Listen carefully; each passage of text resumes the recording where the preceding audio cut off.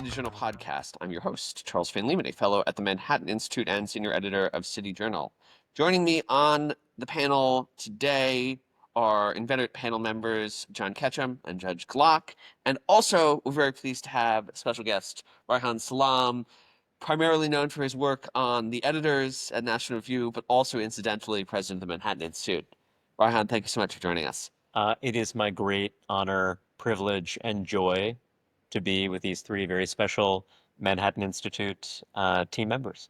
We're hoping you'll bring your podcast magic to us. We're recording live from an undisclosed location in the Pacific Northwest. I want to take us right into the news of the Are we day. deep in an Antifa lair? I can't comment on who's holding a gun to us off stage. It's fine. Our producer Isabella has signed off on any physical threats we may face, so it's okay. So I want to take us right into the news. Recent reporting indicates that after their victory in the New York City mayoral primary, members of the Democratic Socialists of America have aimed their sights higher, with CNN reporting that they're looking to primary among other Democrats, House Minority Leader Hakeem Jeffries, which to me raises the interesting question that I want to kick to the panel.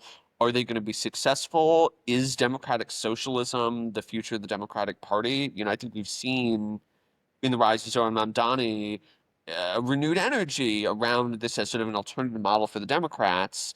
Do they have the chance to take power? Is AOC the next Speaker of the House? Discuss. Well, I just want to say first that as an aging Gen X middle-aged dad, that Hakeem Jeffries is demonstrating that he's in it to win it. He's aggressive, he's fighting, because he photoshopped an image of himself on Instagram to make his waist slimmer. So that shows that he understands that we live in an aesthetic age, and that he might have to cut down on carbs, something like that. We've all been there, but that shows that this is a fight to the death, and we'll see how it unfolds. I need his program. But this raises an ancillary question of how sui generis is New York City, right? So we have a closed partisan primary in New York City where only about 1.1 million voters participated. Mamdani got about 550,000 or so votes. There are 5 million registered voters in New York City. So that's about 11-ish% of all registered voters. I don't know if that necessarily translates to a sweeping mandate, even in a expanded general electorate, and that's the big question heading into November. But then there's also this question of, is New York unique in the sense that people frequently believe that it's the place where everybody wants to be, that there's always going to be demand for it. So it's this exceptional place that public policy decisions don't affect in quite the same way as other cities, just because you're going to have talent that wants to live in New York, and you're going to have firms that seek that talent. Well, but John, let's get just very specifically on the political point. One way to understand the New York City electorate is that literally the people who were too left-wing for the politics of Colorado or Ohio or Iowa actually collect in New York City. Literally, Brad Lander, one of the Democratic mayoral candidates, who has attached himself to the hip of Mamdani, is desperate to become his deputy, his lieutenant, is from the suburbs of St. Louis. Right. And that's not a crime. And he's been in New York City for a long time. But he literally moved to New York City to, become part of this vast, sprawling, nonprofit progressive apparatus. Now, that's not unique to New York, but New York is a concentration not just of the kind of professional talent you're describing, but literally of a certain kind of, political cadre type person who wants to build socialism in one city. So that is another backdrop here. One way to think about this question of what's the broader trajectory for socialism is you have had those concentrations of deep blue people for a long time. Yes. And in some contexts, you do get socialists. Ketcham in Seattle is the obvious example, who's the socialist member of the Seattle City Council, infamous for a variety of reasons.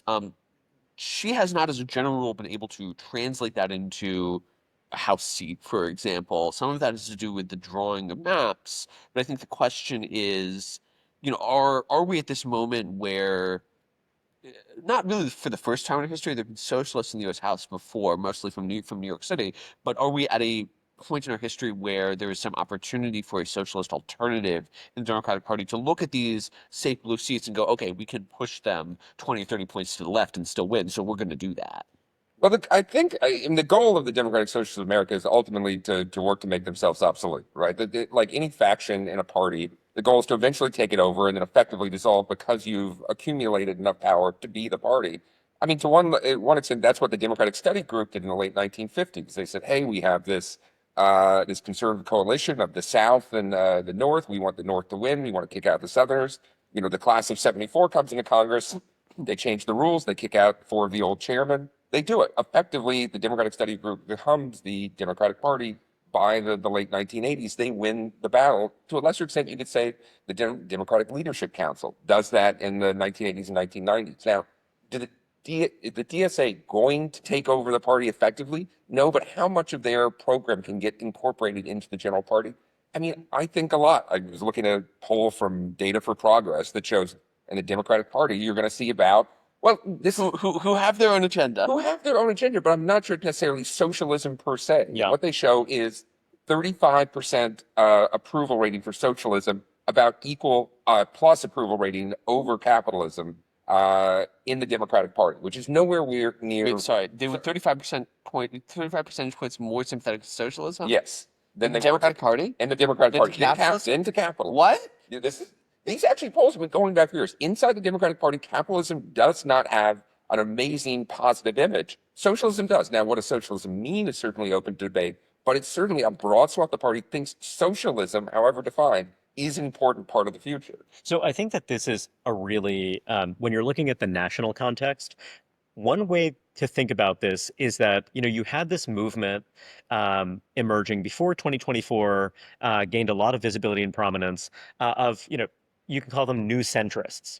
And, you know, classically in democratic politics since the Obama era, it's been a developmental axis. It's been, you know, on the moderate faction, they're saying, we want the same things that the left does, only slower. But then there were some people saying, actually, we want something different. We don't want wokeness. We want a kind of new patriotism. You know, we don't want subsidizing demand endlessly. We want abundance. And also, as a political thesis, let's not talk about the toxically unpopular things. Let's talk about popular things, popularism. When you look at Zoran Mamdani, what he actually did is take the new centrist thesis in a way that was a bizarro version. So just as Donald Trump represented a bizarro version of, you know, whatever folks that saying, hey, the party needs to care more about the working class, like a decade ago. So the answer to abundance is we're going to have abundance made by government. It's going to be public housing, Viennese style social housing for everyone. Popularism, yeah, we're going to talk about free stuff. People want free stuff. We're not going to talk about defunding the police. We're not going to talk about the radical decarceral agenda. You know, that's going to be for our private meetings.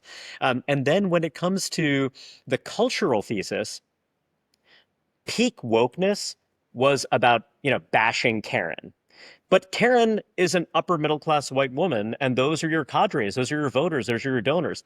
Israel bashing, however, is not about saying that I'm a white person who should apologize for my own, you know, horrible collective racial shame and guilt.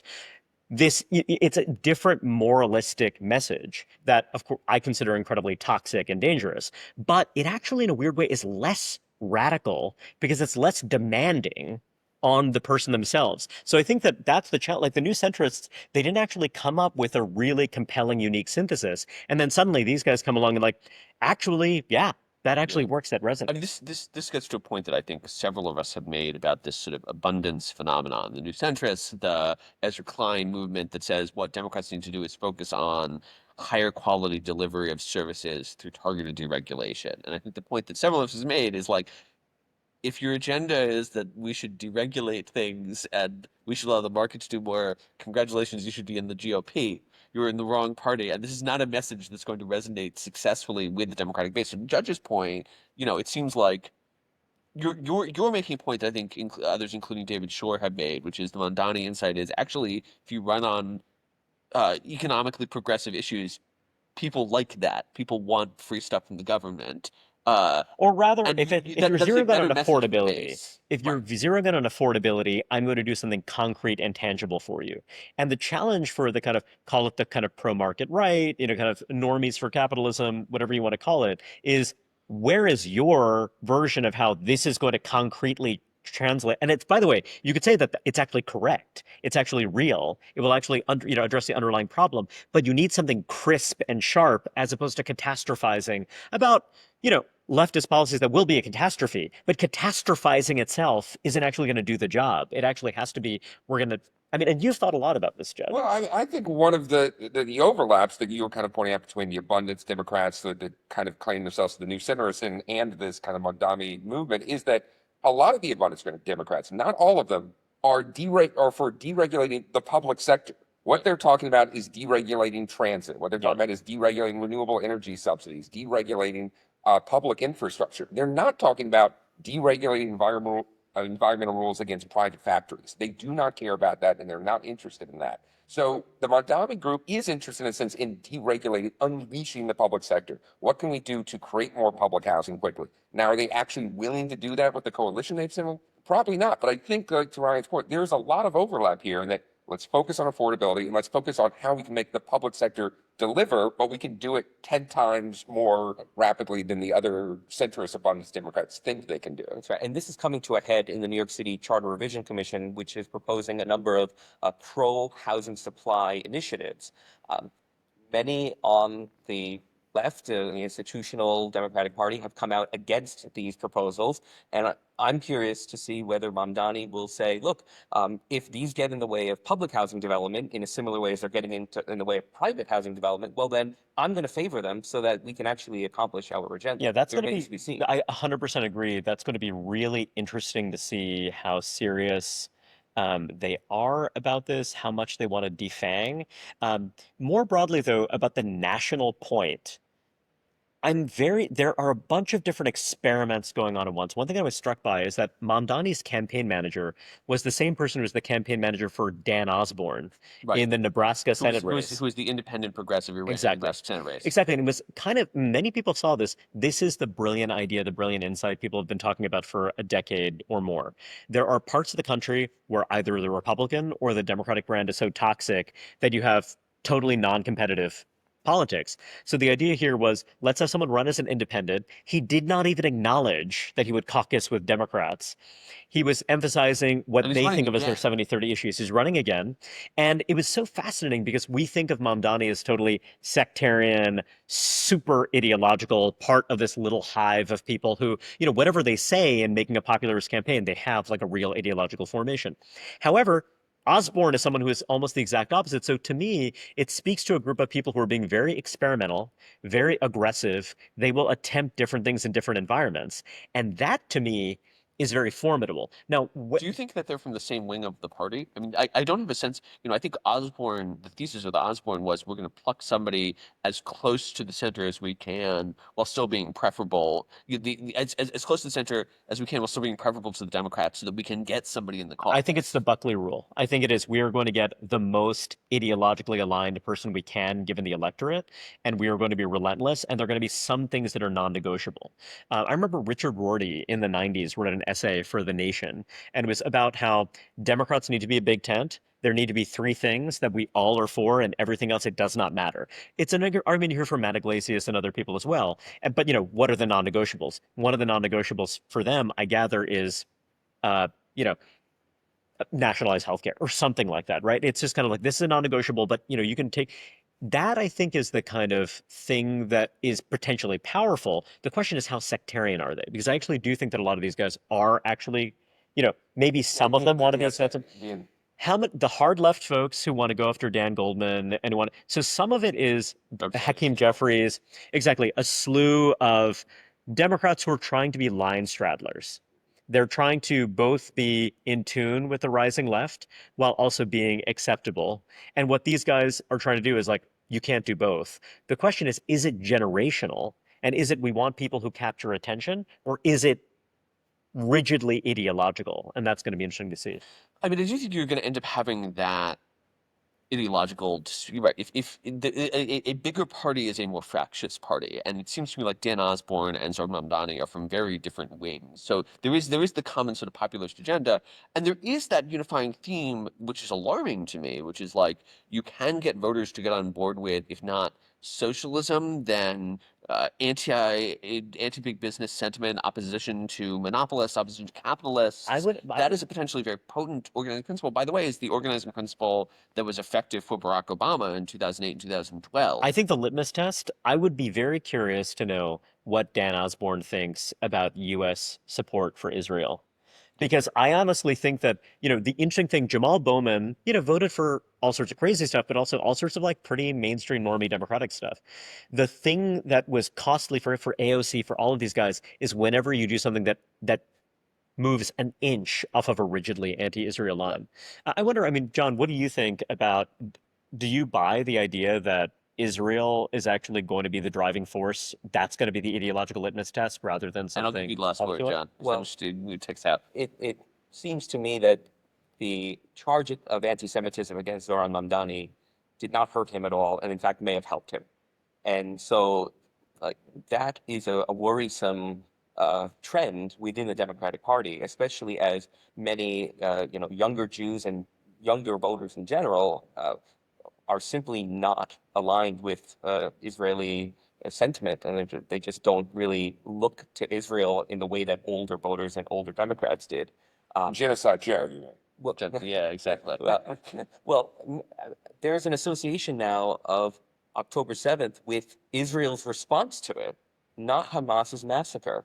And that is, inverting the emotional sentiment that's driving out voters. And I think that Mamdani is, playing that up in a way that is reinforcing his credibility and his authenticity among these voters in a way that's deeply disturbing.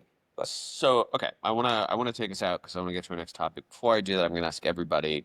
It's 2028 from 2027. It's a hotly contested primary. Zoran Mamdani is ineligible to be president because he's not a natural born citizen. Who is the standard bearer of the DSA faction of the Democratic Party in the 2028 primary? Um, Brian, you want to go first?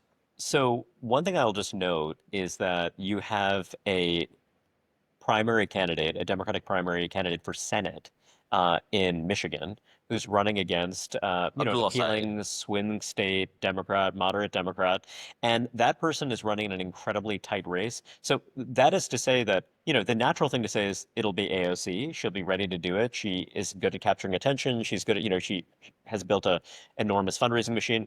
But I think it could quite possibly be someone we don't know yet, someone who emerges, or it could be someone who is a more mainstream person who decides to Yeah. rebrand themselves because they're going to see this as their lane. So I would expect to be surprised.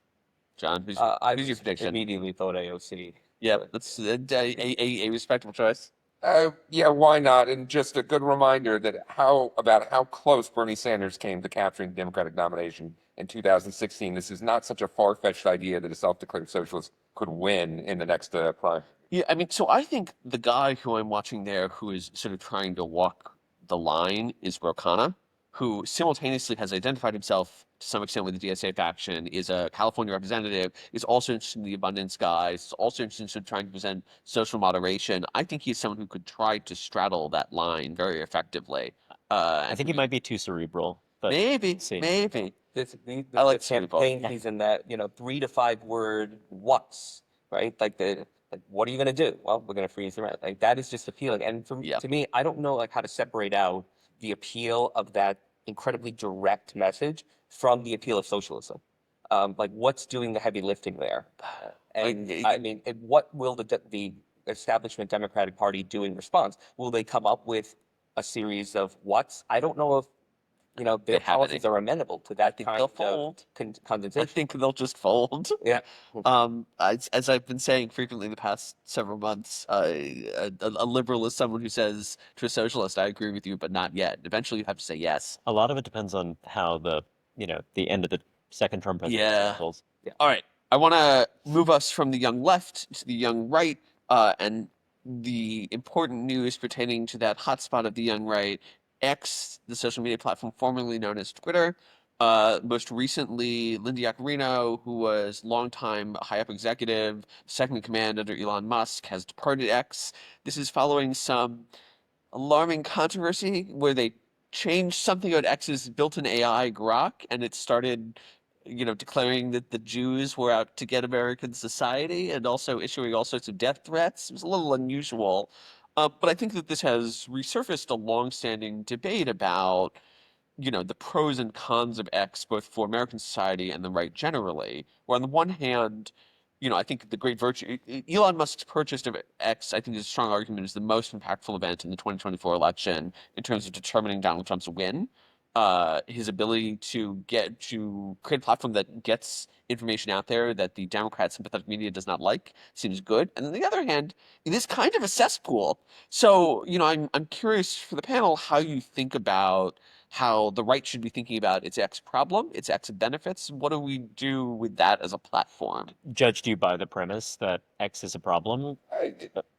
Only in the senses that it's a problem that doesn't have a clear remedy. Like, the old legal claim that there's no harm without a remedy.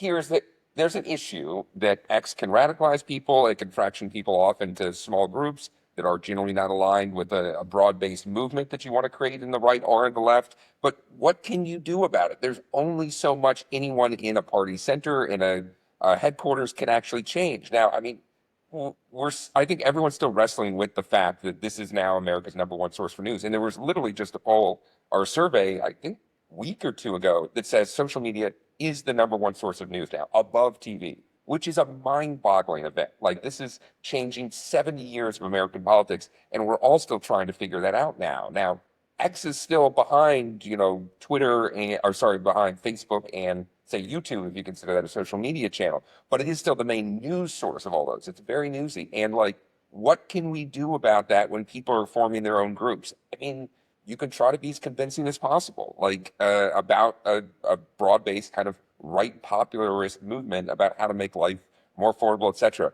Can you convince a lot of the wild cards that are going to be on X that are also going to be screaming about Israel occasionally, that are also going to be doing some pretty far, wild-eyed things? I don't know. We're approaching our lives in different ways, in ways that we're building up from different premises, such that we don't even agree on what is reality at this point, right? So without that shared understanding of what we can agree on as objective fact, it becomes more and more difficult to find any kind of common ground, even within the right.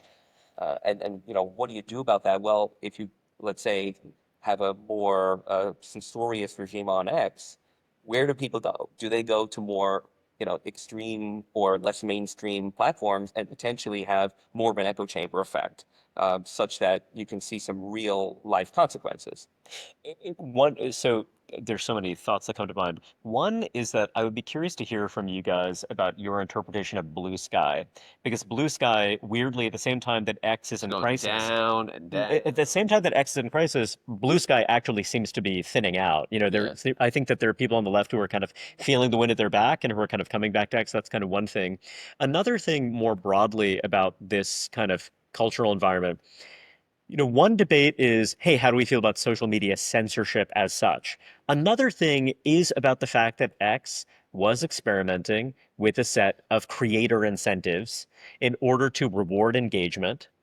And, so you could argue that there is rage monetization. There is an attack that to some extent you could characterize it as ideological. However, to some extent you can characterize it as we are literally trying to attract engagement because we are monetizing that engagement.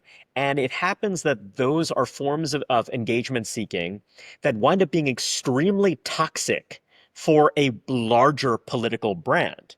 And how do you think about the incentives of those individuals who are seeking to, they don't need to win a 51% majority. They don't need to build a majority coalition. They literally are, you have a business that is seeking attention and revenue. I want to respond to both of those, and I'll do the first one briefly first. And the first one is, I think one of the interesting things about the early days, the predictions in the early days of the internet that turned out to be wrong, is that we thought about the internet as a thing that would break down communicative barriers, that we'd all be able to talk to each other, and we'd have one big public square.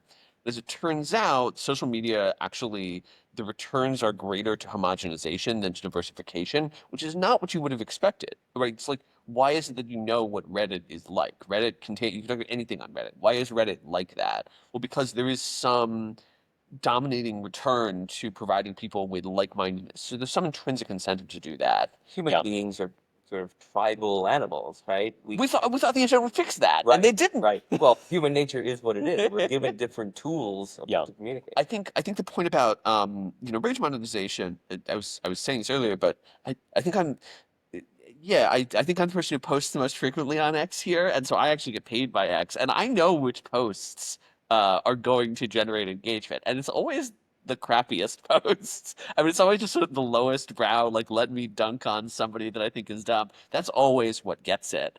Um, I think though you can't, in both cases, you can't necessarily override the sort of structural features of human cognition that are driving that. People are just going to engage on levels. So to go back to John's point from earlier, the question becomes not can you take us back to the televisual age? Can you undo social media? It's how do you engage with that as a political reality? What is your three-word statement? What is your free buses? What is your defund the police? What is your freeze the rent? Because that is the language in which you have to communicate now. This is just the reality of the playing field if you want to be persuasive. I mean, this is totally plainly inadequate to the scale of the challenge we're talking about, which is interrelated. There's an X challenge. There's also kind of a larger, whatever, crisis of young adulthood, masculinity, yada, yada. The things that I'm heartened by, David Goggins is just a figure who is just incredibly inspiring. And, there's kind of like What's that for the audience? So David Goggins is, as I understand it, a former Navy SEAL who is just someone who is devoted to kind of psychotic self-improvement. And it is just an ethic that I think that in 2024, I think the Trump campaign and the right and this kind of unusual Big Tent coalition that emerged on the right was partly a coalition that was about, be healthy, achieve things, have a kind of, just actually Vitalism. do your own research. You know what I mean? And I think that all these things that are ridiculed by some, but you basically had a kind of censorious, whatever, call it progressive establishment, call it whatever you want, that was, ridiculing and demeaning the idea of self-improvement and self-help. And I think that are there excesses and are there things that are cringe-inducing about that world? Of course there are. But I think that that is an interesting culture. How does that intersect with these other currents? How does it intersect with politics in an interesting, durable way? I'm not sure, but I think that the answer lies somewhere there. Well, it connects to what we were talking about with democratic socialism. If you freeze the rent, you're basically saying, I do not want to have people live in better living conditions, right? You're going to keep the same apartment that you have in the same material conditions, potentially indefinitely.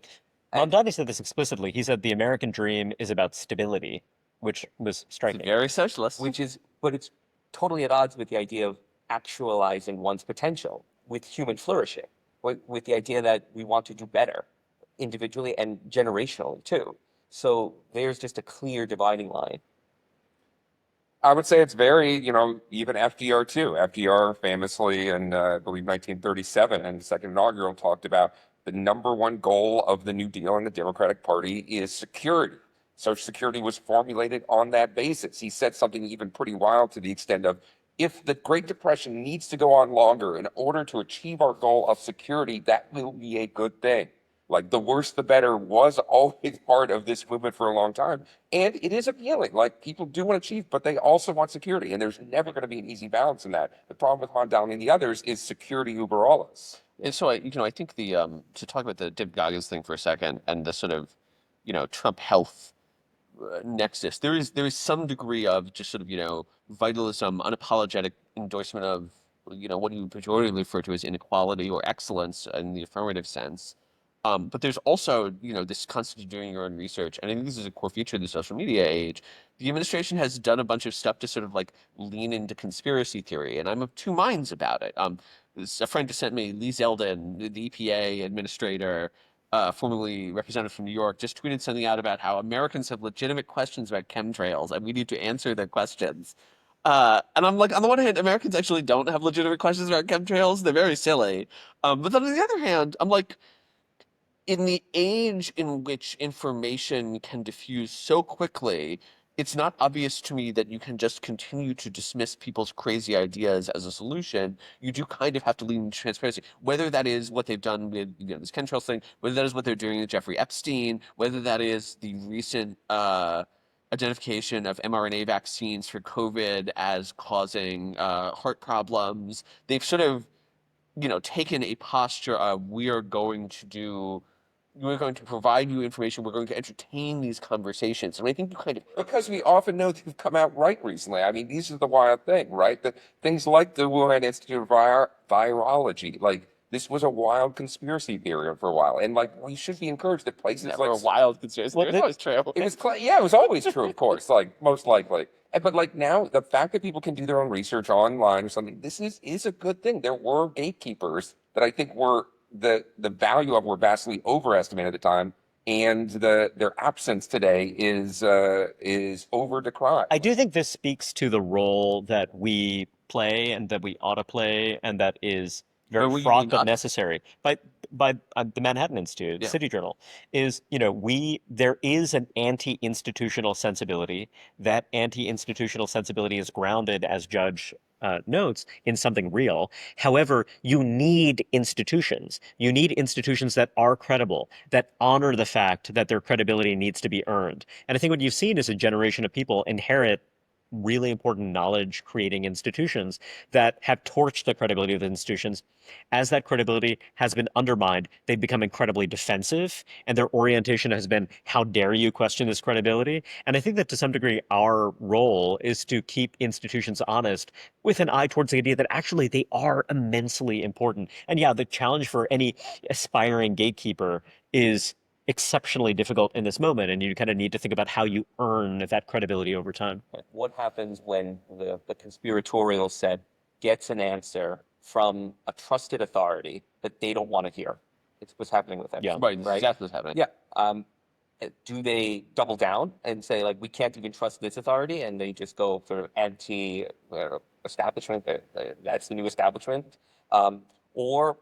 Or do they accept it? I don't know. Time will tell. But I think it does behoove us to lend credibility to those institutions and authorities that are saying the truth and are objective and factual and so forth. I think in a subtly different way, well, two things. One, I think that it's about just not like we're going to lend our credibility to you. It's more like, let's think about how one earns credibility over Sure. time, and you Yeah. kind of demonstrate that. The other thing I'll say is that this also relates to kind of elites and masses, because when you think about vitalism, for example, or whatever else, is security ultimately going to be more appealing to more people than seeking excellence?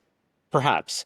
However, I think that a lot of what matters in discourse is, are you winning over people who are influential elites whom others want to imitate and who have a sense of momentum? And I think that that cannot be underestimated when you look at how much our cultural conversation has changed in response to dynamic elites that command attention and authority. And I think that a lot of what we do as coalition merchants, as kind of ideological entrepreneurs, whatever, is as actually thinking about, like, can you build a kind of meaningful elite coalition? Are there smart, capable people who want to get behind an idea? And I think that that's really important. All right, so I'm gonna take us out, and John has given me my exit question, so I put this to the panel.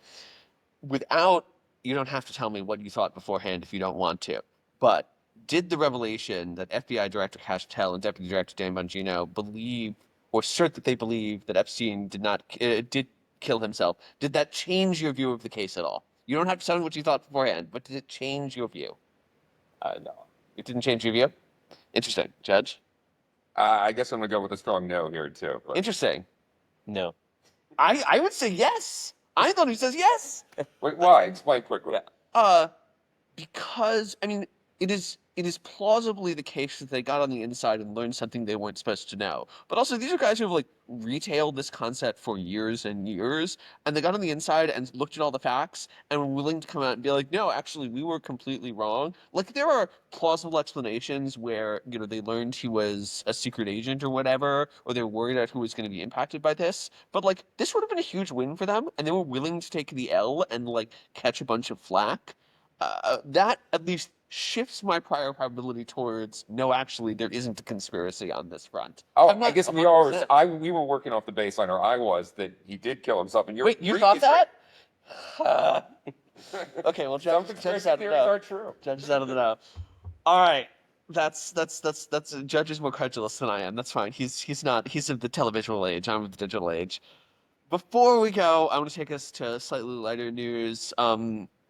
in a couple of days. I think tomorrow. I'm not sure. The new Superman movie is coming out. James Gunn attracted some both praise and criticism over the director attracted some praise and criticism over the weekend for saying it's a movie about America accepting immigrants. You can think what you want about that. Pros and cons. I'm still going to go see the movie, but I want to ask our panelists before we go, who is your favorite superhero, if any? John, I feel like you have somebody to answer this question. It's an easy one. Batman Yeah. in Gotham. I knew you were gonna fighting claim the it. I knew you were bad gonna claim guys. it. Absolutely. Yeah. Batman is in my mind the MI superhero. Oh, Like, definitely. yeah, he represents. I just so think that's outrageous that John, as a son of Queens, would not choose Peter Parker, your friend. Oh. That is, you have a lot to answer for. Wait, what's your answer? I'm gonna wait for Judge to give his answer, and I'm Okay. gonna mull a little He's bit. he said presidential privilege. I'm so tired of superhero movies. I hate them now. Fine, Batman. Batman was the best. They did it perfectly in the whatever 91 with Burton. Just What? knock it off. Just knock it off.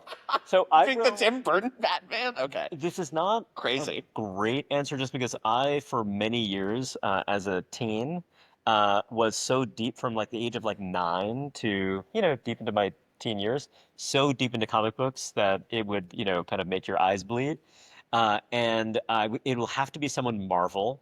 What I really am tempted to do is go Interesting. for something highly obscure, but I'm going to go with Wolverine because Wolverine canonically is 5'3", ferocious, Canadian. As a Canada-phile, this fits.